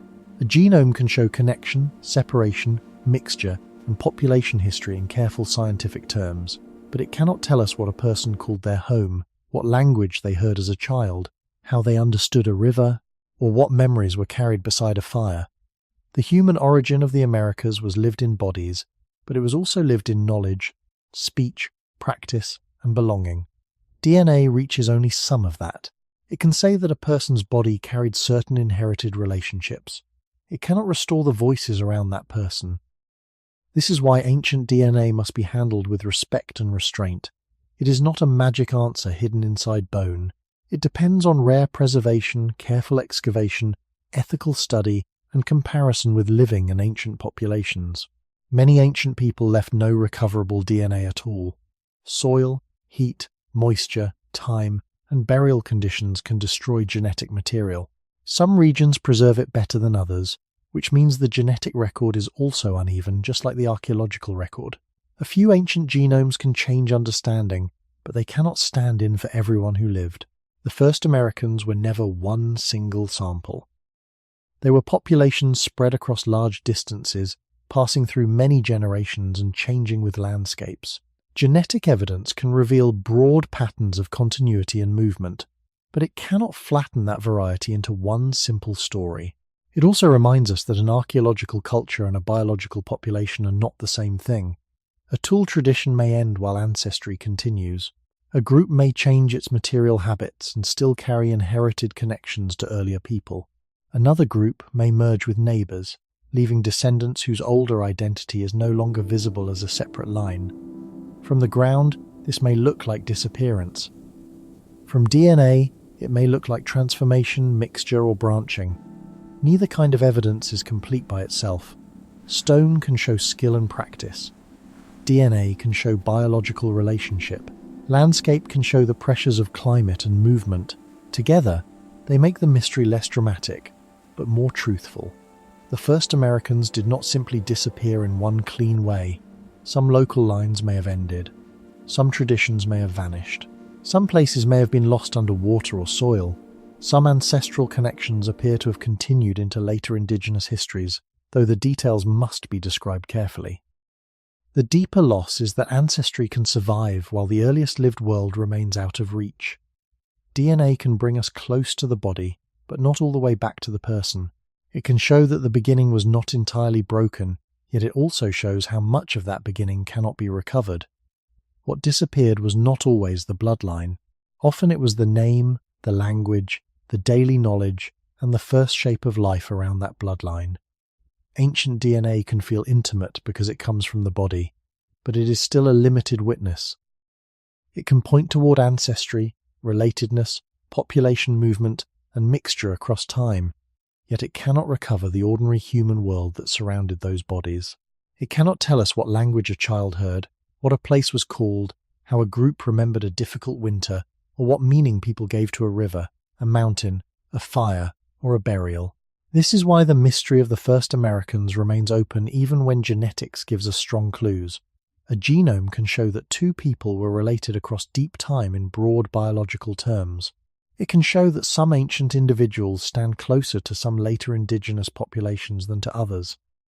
It can help researchers see that the early peopling of the Americas involved continuity as well as change.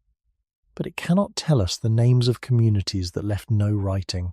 It cannot restore vanished speech, songs, teaching, stories, or the quiet knowledge passed from elder to child through repeated practice. The origin of people in the Americas was not only a genetic event, it was also a lived transformation of landscape into homeland. DNA does not show that transformation directly. It does not show how people learned which stones fractured well, which plants could be used safely, which animals returned in a season, or which route was trusted when snow, water, or hunger made travel difficult. These forms of knowledge may have been central to survival, but they usually leave no genetic mark. They lived in memory and action, not in chromosomes. That is why the word disappeared has to be used carefully. A bloodline may continue while a language disappears. Ancestry may remain while a tool tradition changes. Descendants may survive while the earliest local names, gestures, roots, and meanings fade from evidence. In that sense, DNA can reveal continuity and loss at the same time. It can bring the first Americans closer to us as ancestors of later human worlds, while also making clear that ancestry is not the whole of identity. A person is not only a set of inherited markers. A person lives in relationships, places, skills, fears, hopes, and responsibilities, most of which deep time does not keep. The same is true for a community. Genetics can estimate connections, but it cannot describe the full social world in which those connections were felt. It cannot say who was considered kin in daily life, how children were taught, or how people understood belonging. Even the word population, useful in science, is colder than the lives behind it. It helps describe patterns, but the people themselves did not experience life as data. They experienced cold, hunger, care, movement, sleep, aging, grief, and attention to the land around them. When DNA survives, it gives a rare and precious signal from that deeper human past. When it does not survive, the absence must not be treated as absence of people. Many early lives left no recoverable genetic trace, just as many left no tools or bones that reached us. Preservation is uneven, and so is discovery. The genetic record, like the archaeological record, is a small opening through a very large wall of time. It can correct false simplicity. It can show that some lines continued after visible traditions changed. It can challenge the idea of total disappearance, but it cannot fill the silence with complete memory. The first Americans remain half-hidden not because they were unreal, but because the most human things about them were carried in forms that time was never likely to preserve. What remains is a signal, not a full return. It teaches humility, because a biological connection can cross thousands of years while the lived world around that connection, with its voices, duties, and remembered places, stays almost completely beyond our reach tonight. The strongest explanation is not the one that claims to solve everything. It is the one that tells us what each kind of evidence can safely say, and where it must become quiet. Ancient DNA can show lines of ancestry, but archaeology shows objects, places, and traces of action. Climate study shows changing worlds. Geology shows lost coasts, buried valleys, shifting rivers, and old land now hidden by water.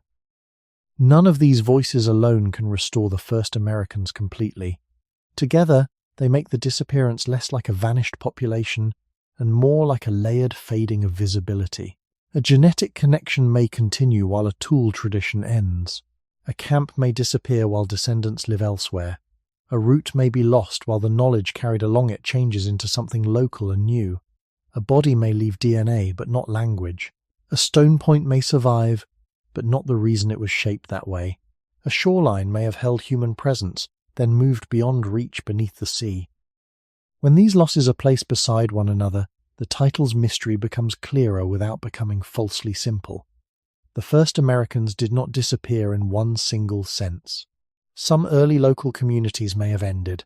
Some may have merged. Some may have moved. Some may have continued biologically while their oldest visible patterns dissolved. The origin of human life in the Americas was therefore not erased like writing from a surface. It was transformed across distance, climate, generations, and evidence that survived unevenly. This is why the phrase mystery explained has to be understood with humility. Explanation does not mean possession. It does not mean that modern people can know every path, every name, every decision, or every memory. It means we can separate stronger ideas from weaker ones. It means we can say that total disappearance is too simple. It means we can say that the archaeological record is selective, that genetic continuity can exist beneath cultural change, and that environmental change can make older ways of living hard to recognize. But it also means admitting what remains beyond proof. We do not know the first words spoken by those early communities. We do not know how they named the animals they watched, the rivers they crossed, or the nights they feared. We do not know how they understood their own beginnings. To invent those things would not honour them. It would replace their silence with our imagination. A careful story lets the silence remain where evidence ends. That silence is not empty. It is the shape of what time has taken away. The first Americans stand near the beginning of a human world that later became many indigenous histories, many landscapes of belonging, and many forms of survival. Their earliest traces are not enough to give us a full portrait, but they are enough to correct the idea of a clean vanishing. What disappeared was often a readable pattern. The first routes, the first local knowledge, the earliest tool habits, the old coastlines, the fragile materials, and the visible unity of small groups before they spread into many environments. What remained was more complex. Ancestry in some lines, adaptation in many places, and evidence that asks to be read slowly. This slower view protects the truth. It refuses the dramatic image of a people simply gone. It also refuses the opposite mistake, the idea that every gap can be filled by desire. Between those two errors is a more patient answer. The first Americans became hard to see because deep time does not preserve people equally. It preserves stone better than speech, bone better than memory, and dry ground better than drowned coasts. The mystery is explained only as far as evidence allows, and perhaps that is the most honest explanation available for a beginning still partly hidden beyond reach. A second kind of disappearance can happen long after the people have lived. It happens in the way later minds choose to look. For many generations, the deep human story of the Americas was often told through the eyes of those who arrived much later, especially through records made after contact with Europe. Those records can be useful for certain periods, but they cannot stand at the beginning of the continent's human history. By the time written descriptions appeared, the Americas had already held human lives for thousands upon thousands of years. Rivers had been named and renamed in languages that did not enter written archives. Trails had been walked, abandoned, and remembered. Landscapes had become homelands through long attention, not through maps drawn by outsiders. Yet when history begins with a people who wrote about arrival from across the ocean, everything before that can appear dim, as if the continent had been waiting in silence. That image is false. It is one of the reasons the first Americans seem to disappear. They are hidden not only by soil, ice, water, and decay, but also by habits of storytelling. A continent without familiar writing can be mistaken for a continent without memory. A society without stone cities can be mistaken for a society without depth. A mobile way of life can be mistaken for absence, because it does not leave the kinds of monuments later observers were trained to respect. This is not a small error. It changes the emotional weight of the whole story. The origin of human life in the Americas was not an empty prelude before recorded history. It was human history, only preserved in different ways. Stone tools, old camps, bones, genetic traces, oral traditions in later indigenous worlds, and shaped landscapes all point toward human presence that long predates the documents outsiders left behind. But modern imagination often gives more authority to writing than to ground, more weight to cities than to movement, and more attention to conquest than to continuity. When that happens, early peoples vanish a second time. First, many traces are lost through deep time. Then, the traces that remain are placed behind a louder story. The title asks why the first Americans disappeared, and one answer is that later history made them harder to see. Not because they were unimportant, but because the frameworks used to describe the Americas often began too late. They began after enormous losses had already occurred, after disease, violence, displacement, and colonial misunderstanding had disrupted many indigenous communities. Those later tragedies must not be confused with the much earlier question of first arrival, but they do affect how the older past is imagined. If a viewer learns to picture the Americas mainly through later contact, then the earlier world becomes a shadow instead of a foundation. The first Americans become a mystery not only because evidence is incomplete, but because the story has often been approached from the wrong end.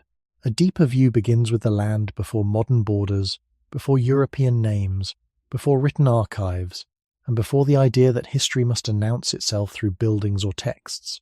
It begins with people making life in many environments, leaving signs that are quiet but real. It accepts that a campsite can matter even if it is not a city, that a seasonal path can be historical even if it is not a road, and that a way of knowing land can be profound even if it was not carved into stone. The empty continent was never empty. What was empty was the later assumption that only certain kinds of evidence count as history. When that assumption fades, the first Americans do not fully return, but they become harder to erase. They stand again at the beginning, not as a solved image, but as real human presence beneath every later map. A people can disappear from history when the standards of history are too narrow. Many modern minds have been trained to notice cities, walls, temples, written records, kings, armies, and monuments. These things are easy to point to. They stand above the ground or survive as words on a surface. But the first Americans did not need to build in those ways to be fully human, fully skilled, or fully historical. A mobile camp beside water can hold memory. A path followed across seasons can hold knowledge. A place where stone was gathered, shaped, used, and carried away can hold the evidence of careful teaching. Yet to later eyes, especially eyes shaped by written empires and permanent architecture. These forms of life can seem too quiet. They may be treated as background rather than history. That mistake helps create the false image of disappearance. If a society leaves no large ruin, it can be imagined as less present. If it leaves no writing, it can be imagined as less complex. If it moves with animals, water, plants, or weather, it can be imagined as less rooted. But rootedness does not always mean staying still. For early people in the Americas, belonging may have been built through repeated movement, remembered routes, known resources, and attention to places that changed with seasons. The origin of human life on the continent was not written first in cities. It was written in practical relationships between bodies and land. The difficulty is that those relationships rarely survive whole. A landscape can be known deeply without leaving a monument. A river crossing can matter for generations and still leave no sign that can be read today. A place where children learn to watch animals or find stone can fade until it looks like ordinary ground. When later history values only the most visible forms, the earliest American world becomes easier to overlook. The word disappeared then begins to describe not only what time erased, but what interpretation failed to respect. This does not mean that every claim about the deep past should be accepted without evidence. Care is still necessary. A quiet past must not become an invented past, but care should not be confused with dismissal. The absence of cities does not mean the absence of society. The absence of writing does not mean the absence of memory. The absence of large monuments does not mean the absence of meaning. Human beings can organize life through kinship, skill, landscape knowledge, seasonal return, and shared practice. These systems may leave fewer durable traces, but they can still shape a continent. The first Americans, seen through this wider lens, were not people waiting to become historical. They were already inside history, because history begins wherever humans learn, remember, adapt, and pass life forward. A stone scatter may be modest, but it can mark a decision. A hearth may be small, but it can mark warmth, food, and rest. A tool may be broken, but it can mark the movement of knowledge from hand to hand. Later storytelling often misses this because it asks the earliest past to look like later civilizations. When it does not, the past appears empty. The result is a second erasure layered on top of natural loss. First, organic materials decay, coastlines drown, camps scatter, and bones vanish. Then, modern imagination overlooks what remains because it is not grand enough. The mystery of the first Americans is therefore also a lesson in how to look. If we search only for loud evidence, we will hear little. If we expect early history to announce itself through monuments, we may miss the quieter signatures of origin. What disappeared was not only evidence in the ground. It was also the ability, for a long time, to recognize modest traces as signs of complete human lives near the first edge of American memory, still quietly present tonight. To give fairness to the earliest lives in the Americas, we have to lower our expectations of what evidence should look like. Not lower them in a careless way, but in a more human way. A person does not become real only by building a city. A community does not become worthy of memory only by leaving carved stone, walls, temples, or written records. Long before those forms became common in many parts of the world, people were already making meaning through movement, teaching, food, care, and attention to land. The first Americans belonged to that deeper human pattern. Their lives may have been organized around places that changed by season, routes that had to be remembered, materials that had to be found, and relationships that helped knowledge survive. Those things can shape a people as strongly as architecture, but they do not always leave architecture behind. This is why the false image of an empty continent is so damaging.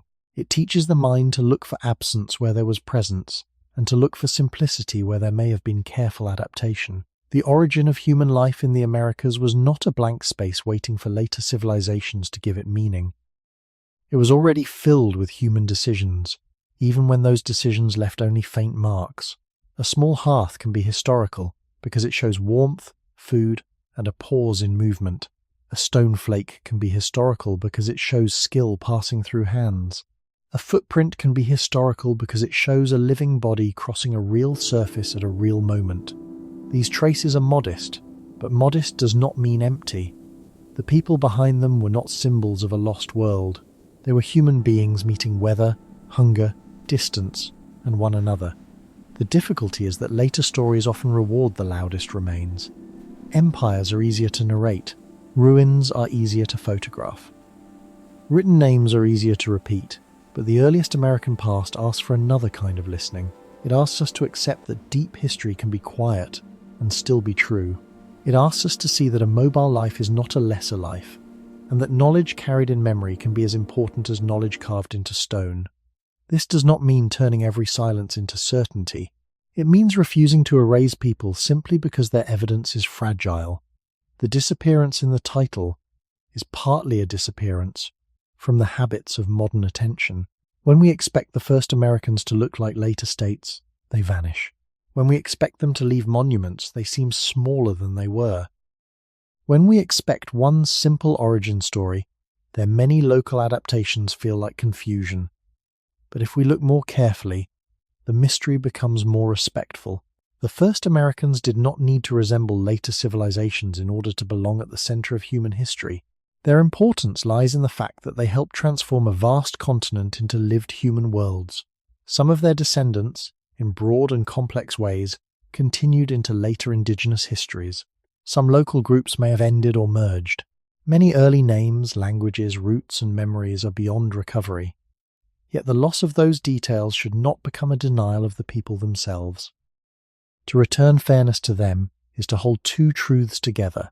Much has disappeared, and what disappeared once belonged to real lives. A broken tool is not enough to tell the whole story, but it is enough to remind us that someone stood at the beginning. A vanished camp is not proof of emptiness, but a sign of how lightly survival can touch the earth. The first Americans were not absent because they were hard to see. They were hard to see because time, landscape, and later storytelling all made their earliest presence quiet. By now, the question has become quieter than the title first suggests. The first Americans did not disappear in one simple way, and the evidence does not support a story of one people suddenly erased from a continent. What fades from view is made of many layers. There is the loss of material: wood, hide, fibre, baskets, clothing, handles, bedding, meals, and shelters that could rarely survive deep time. There is the loss of place: old coasts now underwater, riverbanks cut away, camps buried too deeply, and landscapes reshaped by ice, wind, plants, and soil. There is the loss of pattern: tools changing, routes changing, animal worlds changing, and small groups spreading so widely that their older connections become difficult to see. There is also the loss created by later storytelling, when history notices monuments, writing, and conquest more easily than footsteps, hearths, seasonal movement, and quiet survival. These layers together make the first American beginning appear broken, but broken visibility is not the same as broken humanity. The origin of people in the Americas was carried through living bodies, not through a perfect archive. Those bodies needed warmth, food, rest, care, and knowledge of place. They moved through a continent still changing after the Ice Age, and each movement depended on what land, water, animals, plants, and weather allowed. When the environment changed, the way people lived could change. When the way people lived changed, the evidence they left changed. A later researcher may see an ending where ancient people may have experienced adaptation. A tool form may vanish, while human hands continue to make other tools. A camp may stop being used, while descendants move toward another valley, another river, another coast, or another set of possibilities. A local group may end, merge, or become part of a larger population whose earlier shape cannot be separated again.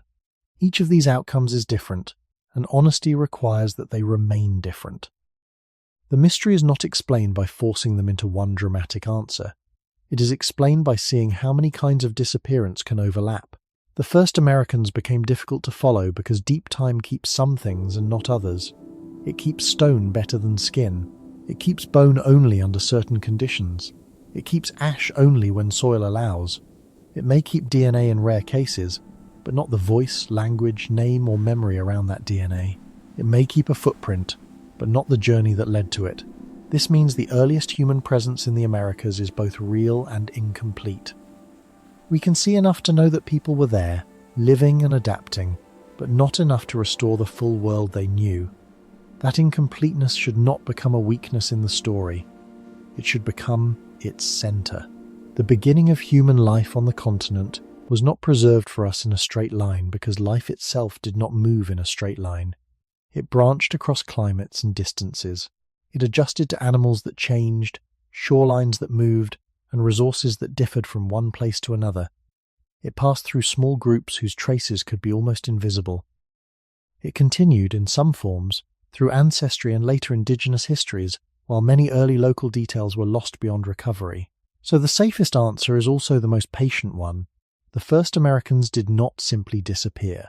Their earliest visible world dissolved into change.